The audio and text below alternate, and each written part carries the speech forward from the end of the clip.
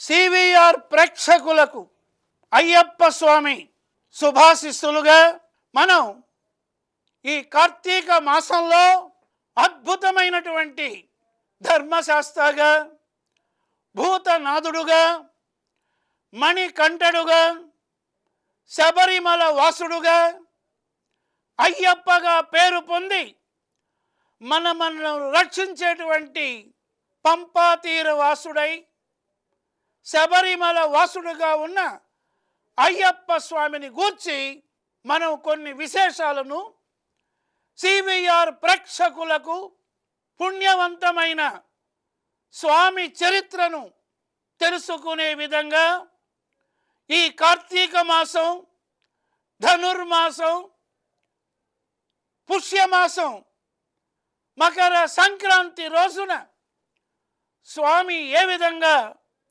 మకర జ్యోతిలో మనకు దర్శనమిస్తాడో తెలుసుకునే విధంగా కొన్ని ప్రశ్నోత్తరాలను మన ప్రేక్షకులకు, ఇలా వారి ధర్మ సందేహాలకు కొన్ని వివరాలను ఇలా తెలుసుకుంటాం.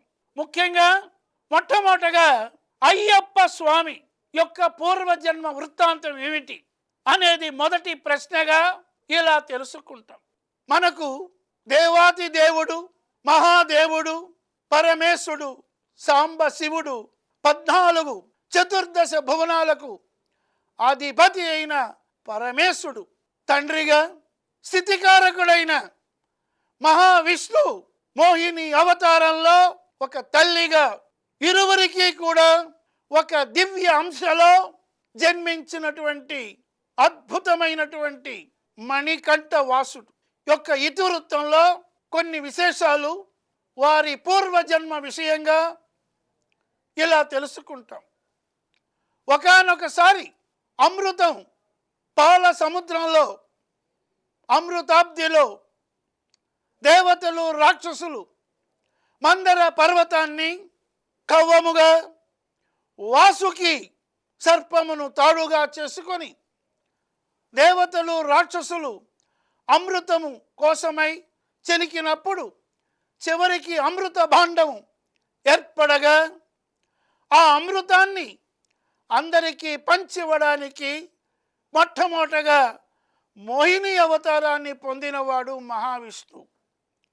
అలాగే భస్మాసురుని సంహరించడానికి కూడా అవతారం తెచ్చినవాడు మోహిని అవతారం మహావిష్ణువు. అలాగే అటువంటి మోహిని అవతారము, అటువంటి ఆ యొక్క సౌందర్యాన్ని చూసి ఒకానొకసారి ముగ్ధుడయ్యాడు మహాశివుడు. ఇలా ఉండగా ప్రకృతి దృశ్యాలు చూస్తూ ఆనందజనితంగా కైలాసంలో ఒక్కసారి ఆ మహావిష్ణువును మోహిని అవతారంలో తాను దర్శించినటువంటి ఒక మూర్తి స్వరూపాన్ని, ఆ యొక్క మహావిష్ణువుతో కూడా కలిసి ఉండాలనే ఒక సంకల్పం కలిగింది శివుడికి.